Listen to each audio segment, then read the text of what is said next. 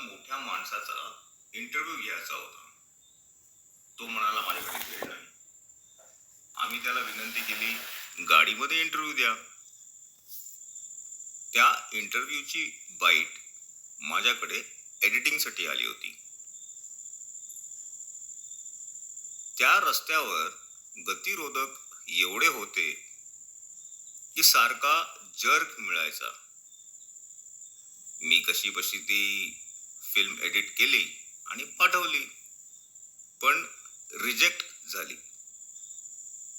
या गतिरोधकामुळे माझा पैसा आणि वेळ वाया गेला होता. तर ह्याच्यामुळे अजून कोणाकोणाचं काय काय नुकसान होतं याचा मी विचार केला आणि तुम्हाला सांगतो, निष्कर्ष फार गंभीर होते.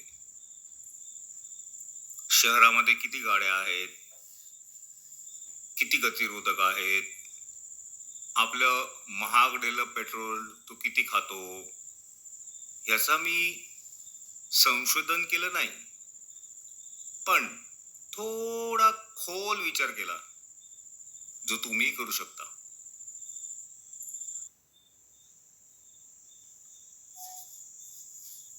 आमच्या कंपनीमध्ये एक टेम्पो खाली होत होता. ड्रायव्हर मोहम्मद बाय जेवायला बसला होता. इतक्यात दुसरा टेम्पो आला. कोणी जेवत असेल तर त्याला जेवणावरून उठवायला मला आवडत नाही. मी म्हणालो, चावी मला द्या, मी टेम्पो जरासा पुढे घेतो. जेव्हा मी तो टेम्पो सुरू केला, त्याचा क्लच एवढा हार्ड होता की अक्षरशः मला त्या क्लचवर उभं राहावं लागलं. चावी परत देताना त्याला सांगितलं, अरे बाबा, तुम्हारा क्लच कितना हार्ड है. क्या करेगा भाई, बहुत गैरेज में दिखाया, कोई रिपेयर नहीं कर पाता है. अच्छा, अगर स्पीड ब्रेकर आएगा तो? क्या बताऊं भाई, स्पीड ब्रेकर आएगा ना तो जान हलक तक आ जाती है. गाड़ी चलाते चलाते शाम तक तो टांगों के पकोड़े हो जाते. त्यांनी मला एक शेर ऐकवला, मगज को बाग में न जाने दो, नाहक परवानों का खून होगा. मी म्हटलं आगे न, म्हटलं एवढाच शेर आहे. जर मधमाशी बागेत गेली तर पतंगा कसा मरेल. त्याच्यावर तो बोलला की जर मधमाशी बागेत गेली, ती मधमाशीचं पोळं बनवेल, त्या पोळ्यापासून मेण बनेल आणि मग पतंगा मरेल. ये स्पीड ब्रेकर का भी ऐसा ही है, हमारी टांगों की वाट लगाती है पूरा. आता मला सांगा, होईल की नाही त्याला गुडघ्याचा त्रास. याला सगळ्यात जास्त मजा वाटते ती लोकांच्या मज्जा रज्जू बरोबर खेळायला. एकदा बसमध्ये जात होतो. त्या दिवशी त्या बस ड्रायव्हरचं आणि त्याच्या बायकोचं कडाक्याचं भांडण झालं असावं बहुतेक. ड्रायव्हर सगळा राग त्या बसवर काढत होता. जेव्हा गतिरोधकावर ड्रायव्हरनी जोरात बस आदळली, मागून एक वयस्कर बाईचा किंचाळण्याचा आवाज आला. नवऱ्याने बस थांबवली, तिला टॅक्सीमध्ये घातली आणि घेऊन गेला. पुढे तिचं काय झालं माहित नाही, पण आमच्या वरच्या जाधव वहिनी बरोबर पण असंच झालं. संध्याकाळी मी कामावरून आलो तेव्हा आईने सांगितलं की जाधव वहिनी हॉस्पिटलमध्ये.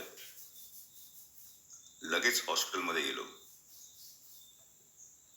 2 दिवस रजा काढून मी धावपळ करत होतो. माझ्या हाताने स्वतः 85,000 रुपये हॉस्पिटलचं बिल भरलं.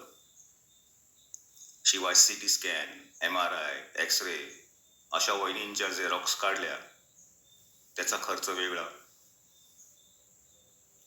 आता तुम्ही म्हणाल, मी 2 दिवस रजा काढून का धावपळ करत होतो? जाधव नव्हते का? आम्ही जेव्हा नवीन सोसायटीमध्ये आलो तेव्हा बघितलं की जाधवांनी एक स्कूटर घेतली आहे आणि त्याची पूजा करत होते. मी त्यांना कॉंग्रॅच्युलेशन्स म्हणालो. त्यांनी मला पेढा दिला आणि आमची गट्टी जमली. रोज ते कामावर यायचे, आमच्याकडे बसायचे तासभर, चहा वगैरे व्हायचा आणि गप्पा मारायचो. आमच्या गेट समोर एक मोठा गतिरोधक होता. तो क्रॉस केल्यावर असं वाटायचं की आपण गिर्यारोहण करून आलोय. त्याच्यावर आडव्या पांढऱ्या पट्ट्या होत्या. पावसाळ्यात काय होतं, जिथे कलर मारलेला असतो तो भाग चांगला राहतो, पण सगळं डांबर झिजून जातं. मग त्या गतिरोधकावरून दुचाकी वाहनांना घेऊन क्रॉस करायला फार त्रास होतो. जाधवांना स्कूटर कंट्रोल झाली नाही, पडले आणि पाठीचा कणा मोडून घेतला. ते वॉकर घेऊन स्वतः काम करायचे ते नशीब. महिन्याभरात जाधवईनी पट्टा घालून कामावर जायला लागले ते दुसरं नशीब. मुलं अजून लहान होती, काय झालं असतं त्यांचं? आणि सगळ्यात आजारांचा बाब म्हणजे मेंटल स्ट्रेस. आता मेंटल स्ट्रेस म्हणाल तर मला एक पारसी टॅक्सी ड्रायव्हर आठवतो. मी अजून पारसी टॅक्सी ड्रायव्हर बघितला नाहीये, पण तो पारशासारखाच बोलायचा आणि थोडा बोबडा बोलायचा. जो भेटेल त्याच्याशी भंकस. उगाचच्या उगाच कोणाला म्हणेल, ए भाई तेरा टायर घुमता है देख. एकदा सिग्नलवर उभं होतो, बाजूला मटणाचं दुकान होतं. मटनवाला कुत्र्याला हाकलत होता, तर त्याला म्हणतो, अरे ए भगाटा काय को है, काट के लटका डालना, बिकते फिरेगा टके टके. आणि एक किस्सा सांगतो. एकदा सकाळी सकाळी सिग्नलवर उभा होता, अजिबात आजूबाजूला गाड्या नव्हत्या. एक स्कूटरवाला आला आणि त्याच्या बाजूला उभा राहिला. तर त्याला म्हणतो, ए तोड ने तोड, सिग्नल तोडणे, तू तोडेगा तो फिर मैं भी तोडता है. असा हसमुख माणूस. जेव्हा त्यांनी एक नवीन गतिरोधक बघितला, तो एवढा वैतागला आणि म्हणाला, अरे कोण गेल्याय नाकी दिडा અહીંયા, गरज છે के? म्हणजे एवढ्या हसमुख माणसाला पण मेंटल स्ट्रेस येतो. आणि मी तुम्हाला सांगतो, जेव्हा पण कुठलाही ड्रायव्हर गतिरोधक बघत असेल तर जो माणूस ह्या गतिरोधका मागे कारणीभूत असेल, ज्यांनी हा गतिरोधक टाकला असेल, त्याच्या आईला आपोआप उचक्या येत असतील एवढं नक्की. या गतिरोधकांमुळे कोणाचं किती आणि कसं नुकसान होतं ते तुम्हाला सांगतो. अगोदर बोलतो माझ्या वैयक्तिक नुकसानाबद्दल. माझं घर खाडीच्या ब्रिज पासून अर्धा किलोमीटर अंतरावर. रात्री मी उशिरा यायचो. ब्रिजच्या मध्यभागी पोचलो की मी माझी मोटरसायकल बंद करून टाकायचो. ती थेट पोचायची माझ्या गेटपर्यंत. झोपलेल्या वॉचमॅनची गेट उघडण्याची वाट बघत. त्या ब्रिजच्या नंतर 2 गतिरोधक टाकले. वयाच्या पहिल्याच दिवशी त्यांनी मला चांगला फुटभर उडवला. दुसऱ्या दिवशी नाक्यावर वाण्याकडे गेलो. त्याला विचारलं तर तो म्हणाला, त्याचा काय झाला नाही. ते 2 शाळेच्या पोऱ्या, ते रोज या ब्रिजवरून फास्ट सायकल घेऊन यायचे. मी त्याच्या आई वडिलांना पण बजावला, पण काय, जे व्हायचा तेच झाला. ते 2 पोऱ्या आहे ते ट्रक खाली येऊन मेला. एकाच घरचे 2 दिवे विझले. असा होतो यांचा जन्म. मग मी त्याला विचारलं, पण 2 का? नाही, ते 2 पोऱ्या होत्या ने. माझ्या मनाला हुरहुर लागली होती. ती आता मला रोज गाडी चालूच ठेवावी लागणार, या 2 गतिरोधकांना आदर द्यावा लागणार आणि रोज महाग होत चाललेलं पेट्रोल हे एका हवालदारासारखं खाणार. आता तुम्हाला सांगतो, हा देशाचं किती नुकसान करतो. देशाची सर्वात मोठी इंजिनिअरिंग कंपनी बाहेर परदेशातली एक मोठी ऑर्डर त्यांनी मिळवली. अगदी वेळेवर ती मोठी मशीन त्यांनी बनवली आणि जेव्हा ही मशीन बंदराकडे रवाना केली, तेव्हा मध्ये गतिरोधकांनी त्या ट्रकचं पुढचं सस्पेन्शन तोडून टाकलं. परदेशातली जहाज ती मशीन न घेता निघून गेली. त्या कंपनीला नुकसान भरपाई द्यावी लागली. आता हे होतं OTP, म्हणजे 1 टाइम पेनल्टी. पण जो माणूस वाहन वापरतो तो ऑल टाइम पेनल्टी भरत असतो. जरा विचार करा, आपल्या देशात किती गाड्या आहेत, म्हणजे किती हा नुकसान करत असतो. आणि ते सुद्धा अगदी 24 तास. रजा नाही, मधली सुट्टी नाही. किती कामनिष्ठू आहे हा. कधी कधी मला याची दया येते. जशी माता काली आपल्या पायाखाली राक्षसाला चिरडते, तसं आपण आपली गाडी घेऊन ह्याला चिरडत जातो आणि ह्याला एखाद्या कैद्यासारखं शिक्षा भोगायला इकडे बांधून ठेवलंय. कैद्याचा आणि ह्याचा युनिफॉर्म पण सेम, ब्लॅक अँड व्हाईट. मी ह्याला नाव दिलं आहे उगाचच नाव नाही दिलं, ह्याचं नावच दिलंय उगाचच. अहो, गाव नाही, शाळा नाही, वस्ती नाही, मग हा काय आहे ते उगाचच. नीट बघितल्यावर कळालं की अरे, इथे तर पाण्याची पाईपलाईन रस्ता क्रॉस करते. एकाचं नाव दिलंय मी गोंधळ. हा सापडतो सिग्नलवर, म्हणजे सिग्नल हिरवा म्हणजे जा, पण हा इथे आडवा म्हणजे थांबा. अहो, म्हणजे नक्की गोंधळ काय. एकाचं नाव दिलं आहे प्रॅक्टिस.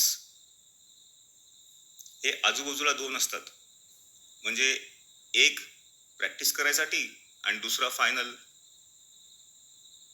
एकाचं नाव ठेवलं आहे माहित आहे. हा सापडतो सुनसान हायवेवर ढाब्यासमोर. हा कोणी टाकला आहे हे आम्हाला माहित आहे. एकाचं नाव ठेवलंय माहित नाही. हा सापडतो नॉलेज पार्क मध्ये. तिथे सगळे नॉलेजेबल लोक येतात ना, मग त्यांना ड्रायव्हिंग सेन्स नाही. एकाचं नाव ठेवलंय आगलाव्या. हा सापडतो स्लोपवर. पावसाचं पाणी जमा होतं म्हणून गतिरोधकाच्या मध्यभागी एक भेग केलेला असतो. तिथून दुचाकीवाले आरामशीर निघून जातात. मग दोन्ही बाजूच्या दुचाकी वाहनांना तिथूनच जायचं असतं आणि होतात भांडणं. हा आग लाव्या झोपून गंमत बघत असतो. लांब उंच झाडाखाली असतो तो शिकारी.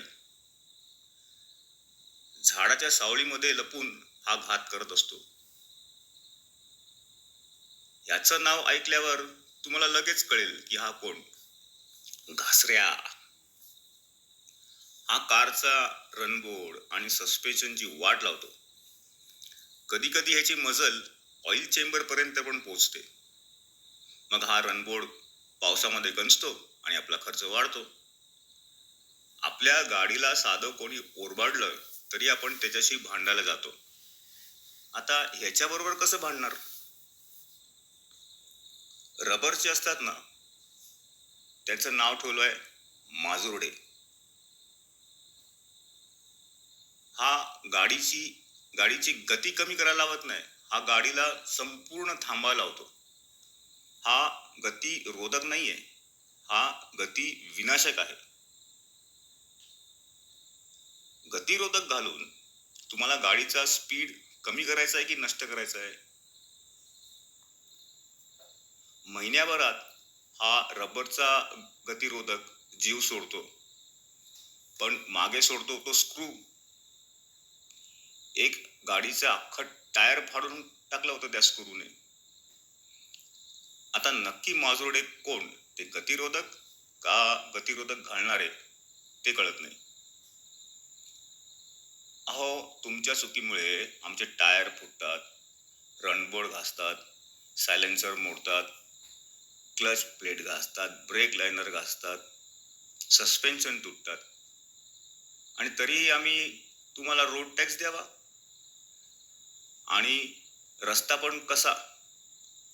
एक दुकान, ते फुटपाथ दुकानवाल्यांनी गिळलेलं, त्यानंतर एक भाजीवाला, त्यानंतर भाजीवाल्याची गाडी, मग त्या भाजीवाल्याचा गिरायक, त्याची मोटरसायकल, त्यानंतर थोडासा रस्ता मिळतो, त्याच्यावर पण गतिरोधक. आता हा किस्सा आहे का? सकाळी गॅरेजमध्ये गेलो तर माझी गाडी रिपेअर झाली नव्हती. मला अर्जंट मीटिंगमध्ये जायचं होतं. गॅरेजवाल्याने स्वतःची एक जुनी गाडी मला दिली आणि मला म्हणाला, फिकर नाही यार, तुझी चड्डी गाडी ले जाओ. मी ती गाडी घेऊन महामार्गावर लागलो तर समोरच घासऱ्या होता. मी ब्रेक मारला, पण मला काय माहित की त्या गाडीचा ब्रेक वीक आहे. ब्रेक लागेपर्यंत गाडी गतिरोधकावर आदळली. मी बघितलं तर माझ्या डाव्या बाजूनी एक टायर चालला होता. मी आश्चर्याने त्याच्याकडे बघत होतो तर एक टॅक्सीवाला बाजूला आला आणि म्हणाला, साहब साहब, वो तुम्हारा ही टायर है. मी हळूहळू गाडी साईडला लावली. जसा मी गाडीतून खाली उतरलो, गाडी त्या बाजूला ओलांडली आणि पुढचं टायर हवेत. आता मला प्रश्न पडला होता की तो टायर परत आणण्याचा. बघतो तर बरंच अंतर कापून टायर गटारात पडलं. त्या कोरड्या गटारातून टायर बाहेर काढला आणि एक काठी हातात घेतली. लहान मुलं जशी टायर चालवतात तसा तो टायर चालवत मी गाडीच्या दिशेने निघालो. आजूबाजूची लोक टेबल फॅन सारखं वळून वळून मला बघत होते की एक माणूस ज्यांच्या अंगावर दागिने आहेत, चांगले कपडे आहेत, बूट सुद्धा घातलेत, आणि हा टायर फिरवतोय. माझ्या सोसायटीच्या मुलांनी समोरून बसमधून ते बघितलं. संध्याकाळी सोसायटीमध्ये शिरलो तर समोरच गँग बसली होती. एक जण हसत हसत मला म्हणाला, क्या रे, तेरा टायर घुमाने का शौक अभी तक गया नहीं क्या? त्यानंतर त्या गतिरोधकावरून कधी पण जायचो तेव्हा मी बोलायचो, हाच साल्या मस्कऱ्या. अहो, महामार्गावर गतिरोधक. एखादं लहान गाव आलं की तुम्ही सगळ्या गाड्या अडवणार. याचा अर्थ काय झाला की चालकांनो, पुढे एक लहान गाव आहे हा. तिथून तास 2 तासानंतर एखादी गाडी येईल, हळू चालवा. एखाद्या वेळेस त्या गावच्या गल्लीवर गतिरोधक असता तर त्याचा अर्थ झाला असता की गावाला नो, पुढे महामार्ग आहे, हळू चालवा. ते पत्कारलं असतं. आमच्या नाक्यावर जेव्हा 2 कार एकामेकाला ठोकल्या तेव्हा तुम्हाला हसायलाच आलं. ज्या गावच्या रस्त्यावरून एक गाडी आली होती त्या रस्त्यावर 7 गतिरोधक, ते पण WWF मध्ये ते पैलवान असतात ना तसे. आणि ज्या शहराच्या रस्त्यावरून दुसरी गाडी आली होती त्या रस्त्यावर 4 गतिरोधक. काय फायदा हो त्यांचा? मी तर म्हणतो की गतिरोधक नसतील तर अपघात कमी होतील, कारण लक्ष आजूबाजूच्या वाहनाकडे राहील. पण आपलं लक्ष असतं खाली, कधी एखादा उपटसुंड्या येईल. जर मी म्हणालो की गतिरोधक नसतील तर लोक गाड्या हळू चालवतील तर तुम्ही मला अक्षरशः मूर्खात काढाल. पण असं आहे की गतिरोधकावर थांबून जो वेळ वाया गेलेला असतो तो कव्हर करण्यासाठी 2 गतिरोधकांमधील अंतर वेगवान पळून कव्हर करायचा प्रयत्न करतात. जर गतिरोधक नसतील तर संत गतीने लोक आपल्या आपल्या ठिकाणी पोहोचतील.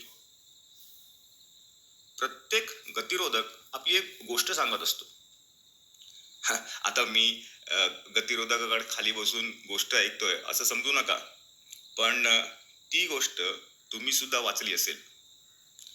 गतिरोधकाच्या अलीकडे असलेले ब्रेक मारून टायरच्या खुणा, गतिरोधकावर पडलेल्या भेगा, आजूबाजूला पडलेलं धान्य,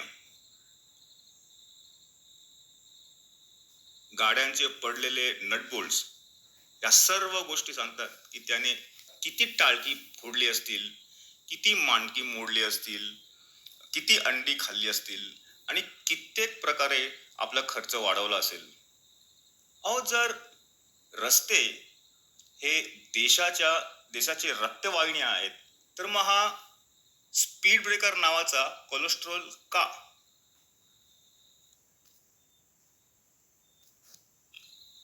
कधी कधी मला विचार पडतो की हा कोणाच्या उपयोगी पडत असेल. ज्याच्या गेट समोर गतिरोधक आहे आणि बस स्टॉप लांब, तो काय करतो, बस स्टॉपवर उतरणार नाही, दाराजवळ उभा राहील आणि जसा गतिरोधक आला की उडी मारून डायरेक्ट गेटमध्ये. बसमध्ये पान खाणाऱ्याचा हा उपयोगी पडतो, कारण गतिरोधक आला की बस स्लो होते, मग थुंकायला बरं. गॅरेजवाला तर देवाला प्रार्थना करत असेल की जास्तीत जास्त गतिरोधक असावे आणि त्यांनी suspension, clutch plate, brake liner, shock absorber, tyre, silencer, run board या सगळ्यांची वाट लावावी आणि ती कामं मला मिळावी. रात्री नाकाबंदी करणाऱ्या हवालदाराला तर हा पाहिजेच, नाहीतर हफ्ता न देता ट्रकवाले पळून जातात. एकदा रात्री कंपनीच्या जीपमधून घरी येत होतो. नाक्यावर असाच एक ट्रक पळून जात होता. हवालदाराने त्या ट्रकवर काठी सुद्धा मारली, तरी सुद्धा तो पळून गेला. मी ड्रायव्हरला सांगितलं की त्या ट्रकवाल्याला ओव्हरटेक कर. ट्रकच्या ड्रायव्हरला मी जोरात ओरडून गाडी साईडला लावायला सांगितली आणि माझ्या ड्रायव्हरला बोललो, आता तू पळ. ट्रक ड्रायव्हरला वाटलं असेल की मी नाक्यावर थांबलो नाही म्हणून मला आता पकडलाय आणि आता मला मोठी फोडणी मिळणार. मी किती वेळ काचेत बघत होतो, तो ट्रक ड्रायव्हर असाच उभा होता. त्याला काही समजेना रे काय चाललंय. दुसऱ्यासारखा असता तर पैसे वसूल केले असते, पण मी थोडी गंमत केली. माझा कार्यक्रम चालू असताना मी प्रेक्षकाला विचारलं की तुम्हाला काय वाटतं, अजून कोण आहेत ज्यांना गतिरोधक हवे असतील. त्यावर एक म्हातारा प्रेक्षक उठला आणि वैतागत म्हणाला, अहो हे रोड कॉन्ट्रॅक्टर. कारण की त्यांना माहिती आहे की गतिरोधकावर थांबलं की ब्रेक मारायला लागतो, मागचा रस्ता खराब होतो आणि नंतर पुन्हा वेगात यासाठी कर्षणामुळे गतिरोधकाच्या पुढचा रस्ता खराब होतो. म्हणून हे जेवढे वाटेल तेवढं गतिरोधक घालतात. मोठ्या मोठ्या कंपनी R&D मध्ये लाखो रुपये खर्च करतात आणि असं सस्पेन्शन बनवायचा प्रयत्न करतात की लोकांना कमीत कमी त्रास व्हावा. पण हे हे ह्यांचं एकच काम, जास्तीत जास्त गतिरोधक घालून त्यांना लोकांना जास्तीत जास्त त्रास कसा होईल ह्यांच्याकडे त्यांचं लक्ष असतं. अहो, पण गतिरोधक असावेत तर किती? पाव किलोमीटरवर 11? साधी भाजी आणायला जायचं तरी मला 11 गतिरोधकांना मान द्यावा लागतो. आणि त्यांचं काही स्पेसिफिकेशन आहे की नाही? कुठल्या ठिकाणी मोठे डांबराचे, काही ठिकाणी बसके रबरचे, काही ठिकाणी एका मागो एक असे रमलर्स. आणि हे रमलर्स किती असावेत ह्याचं काही आहे की नाही स्पेसिफिकेशन? की मटेरियल संपेपर्यंत आपल्या या पिल्लांना जन्म घालत राहायचा? हे रमलर्स गाड्यांना नुकसान पोचवत नाही, पण आतल्या पॅसेंजरसह सगळ्यांना नाचायला लावतात.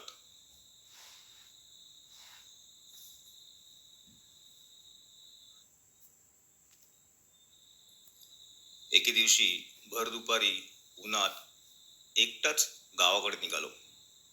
लांब मृगजळात मला एक किंग कोब्रा रस्ता ओलांडताना दिसला. मी हळूहळू पुढे गेलो तर बघितलं की एक पातळ गरो होता. तो दिसत नव्हता म्हणून त्यावर खडूनी सरळ लाईन मारल्या होत्या, म्हणून तो अगदी किंग कोब्रा सारखा दिसत होता.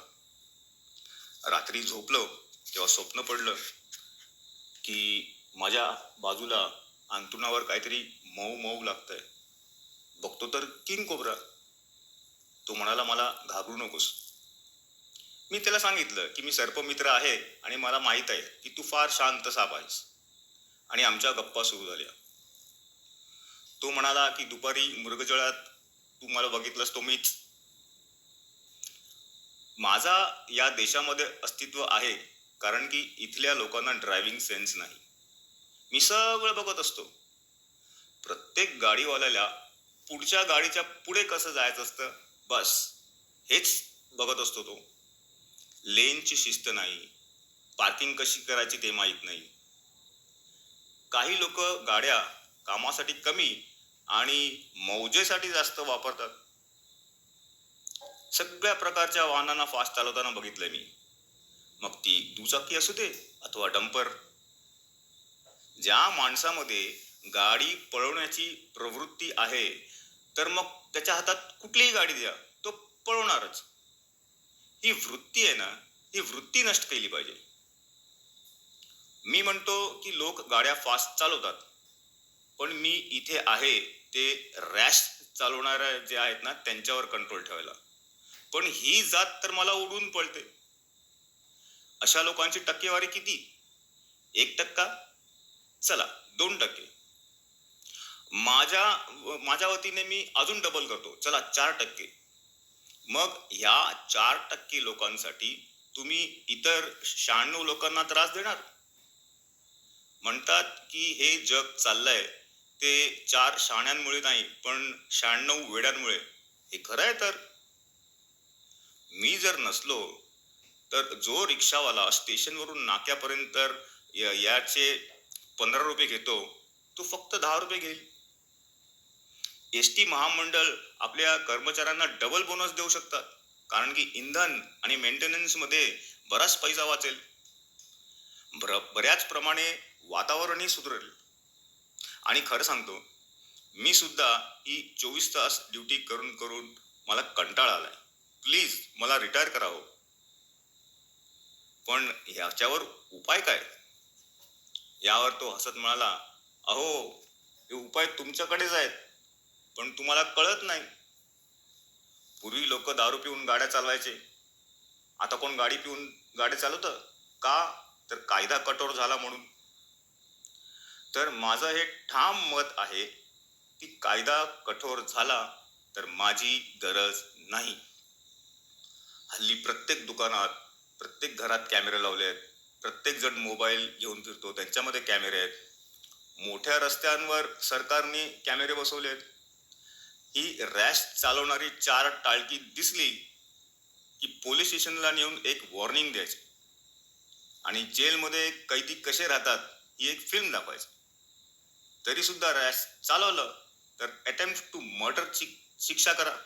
काय विषात कोणाची गाडी चालवायची? एवढं म्हणून तो गायब झाला. मी झोपेतून उठलो, उठून बसलो, परत डोळे मिटले आणि आठवलं की माझ्या सोसायटीमध्ये सगळेजण मला मायकल म्हणून हाक मारायचे. चांगला नाचत होतो म्हणून मायकल जॅक्सन नव्हे, चांगला खेळत होतो म्हणून मायकल जॉर्डन नव्हे, चांगला गात होतो म्हणून जॉर्ज मायकल नव्हे, पण मी गाडी रॅश चालवायचो म्हणून मला लोक मायकल शूमाकर म्हणायचे. ते आठवलं आणि पछतावा झाला